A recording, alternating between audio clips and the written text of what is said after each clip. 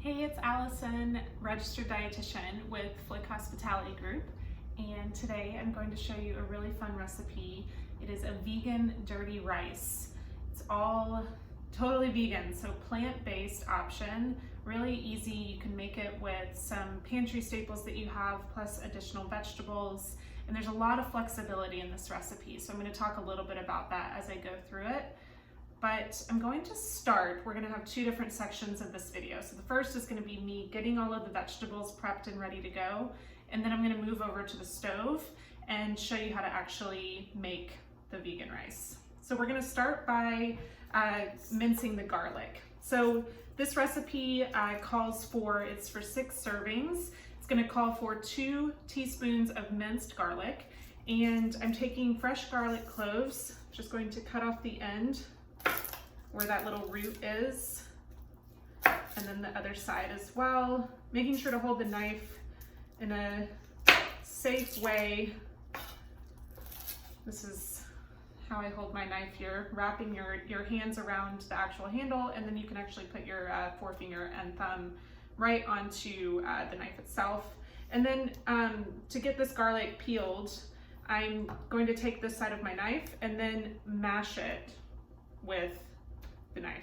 So what that does is it actually helps to get that peel off.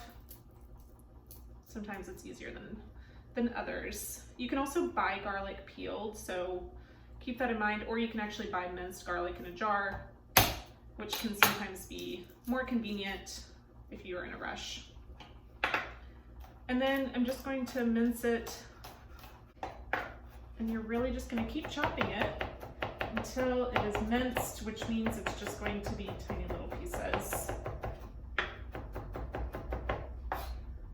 So once you have your garlic, just going to set that aside. This is a little bit more, I think, than 2 teaspoons. You might want to stick to just 1 clove.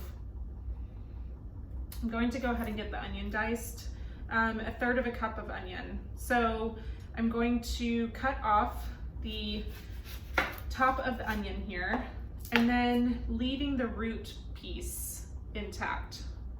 So to help with the flat surface, I'm just going to cut a flat piece so that it prevents it from rolling as I dice it. So I'm going to show you a really cool way to dice an onion. This is something I learned from a Flik hospitality chef. So after you get that flat piece and you peel it,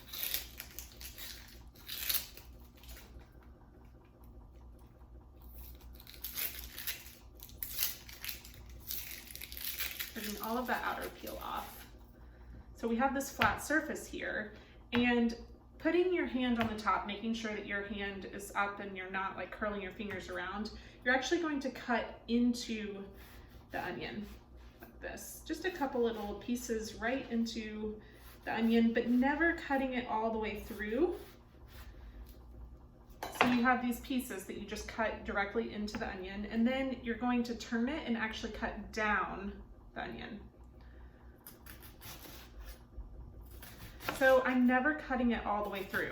This is all intended to help with keeping it intact so that you can cut it all at once when you actually dice it. So a couple of the pieces have come off, but now once I've cut into the onion, so I cut this way, cut down, now I'm just going to cut slices all the way back, and that will create those diced pieces.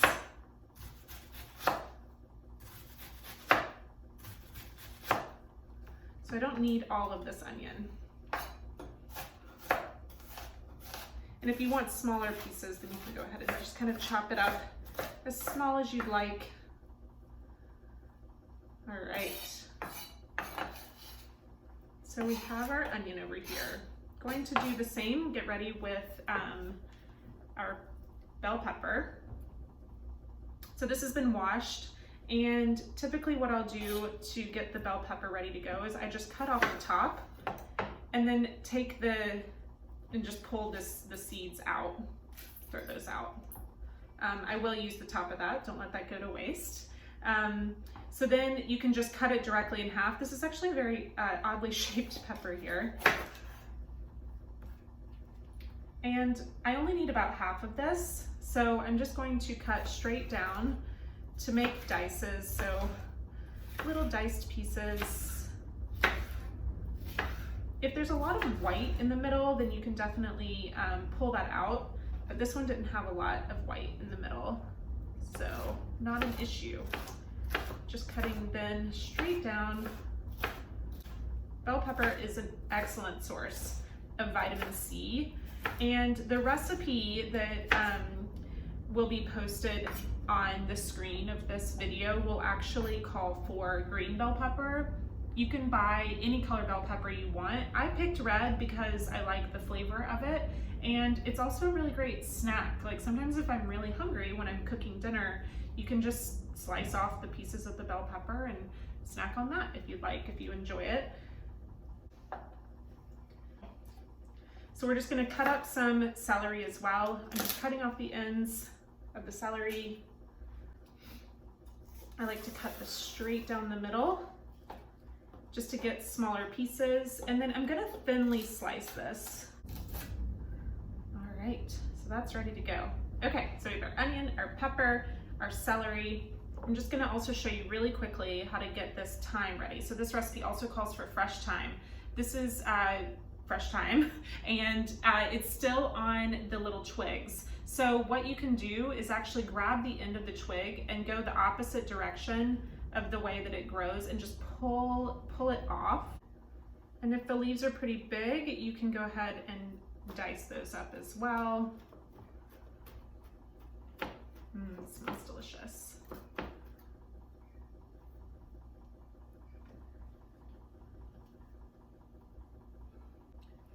Okay, I'm going to show you how to cut the okra and the tomatoes because those are both going into this recipe. I picked up some fresh okra, and this was because there was no frozen okra available, which is totally fine. You can use either. Obviously the frozen okra is just going to be ready to go. You can pour it directly from the bag right into the pan, but since I couldn't find any, I'm going to be using the fresh. So I will just, I've washed this okra, and now I'm just going to cut off the ends and then just slice them. So as thick as you would like.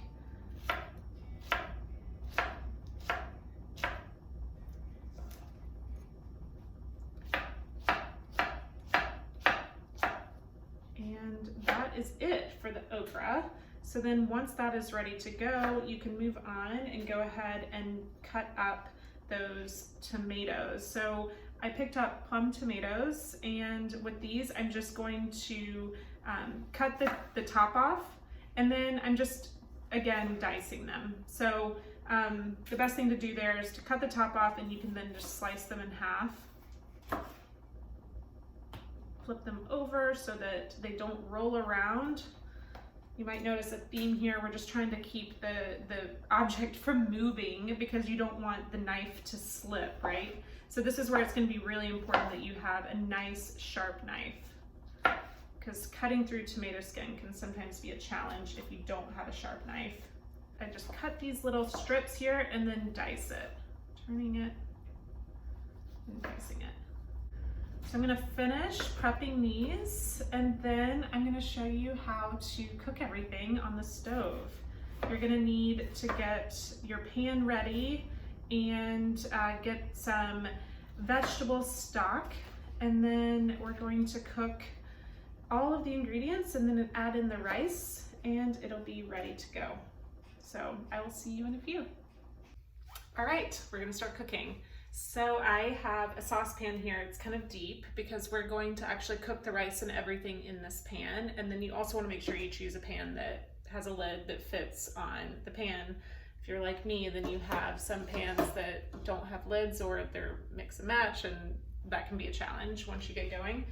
I'm letting the olive oil heat. So I've added 2 teaspoons of olive oil to this pan.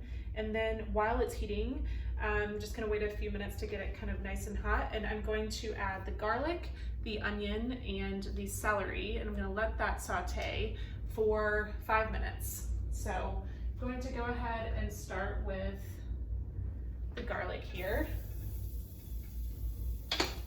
Again, it's 2 teaspoons of the minced garlic, and then I'm going to add in onion, and celery. So 1/3 of a cup. I cut up way too much onion, but that's okay because I can use this later in another recipe, so I'm not too worried about it. So this is gonna saute, keep, kind of stirring it, moving it around for 5 minutes. You really just want to get it so that that onion gets like a translucent color. Right now it's white, opaque. All right, it's been 5 minutes with this, so now we're gonna add in the bell pepper. I'm doing 1/3 of a cup of bell pepper. Definitely cut too much bell pepper too, so measuring that out, can save that for another recipe. And I'm also going to add in 2 teaspoons of thyme.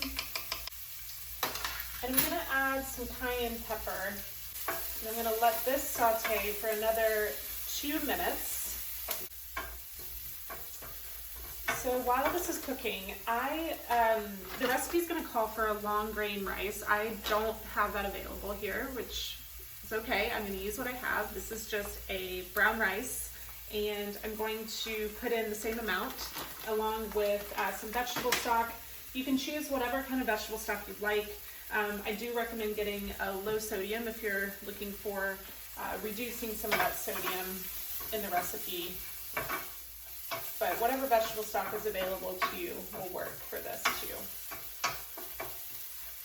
Because what we're going to do is actually cook the rice with this cooked vegetable mixture, and then after it's finished cooking, we're going to add in the additional ingredients, which would be the tomatoes, the black beans, and the okra.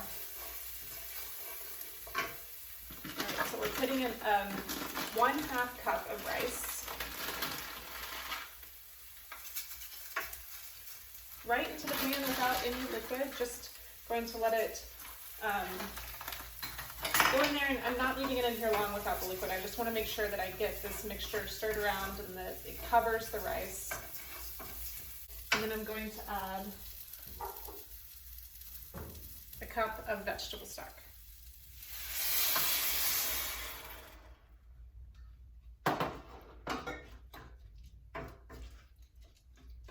I'm going to bring this up to a boil, and then once it's boiling, I will turn it down to a simmer and cover it, let it cook for about 25 minutes.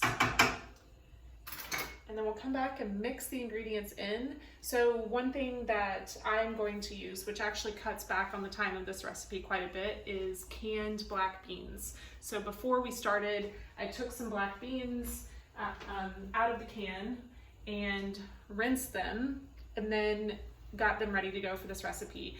You can use dried black beans if you want. You just need to soak them overnight and then cook them according to the package directions. So whatever is convenient for you. Personally, I just wanted to use these, so I'm using canned. You can reduce the sodium a little bit by rinsing them, so that's helpful as well. So it's mostly boiling now. I'm going to cover it and reduce it to a simmer and set the timer and let this go for 25 minutes.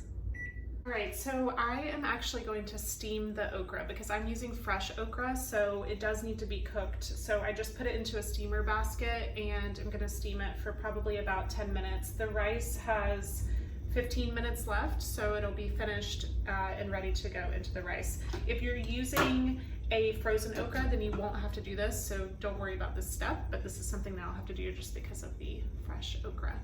So I'll see you in a few. So the rice has been cooking. It took a little bit longer than 25 minutes, so just keep in mind that depending on what kind of rice you use, you're going to want to adjust the cook time so that it cooks until it is done. I'm going to add in the black beans while the rice is still on the stove top. I'm going to add the okra in, and then I'll add in the tomatoes, a little salt and pepper, and it'll be ready to go.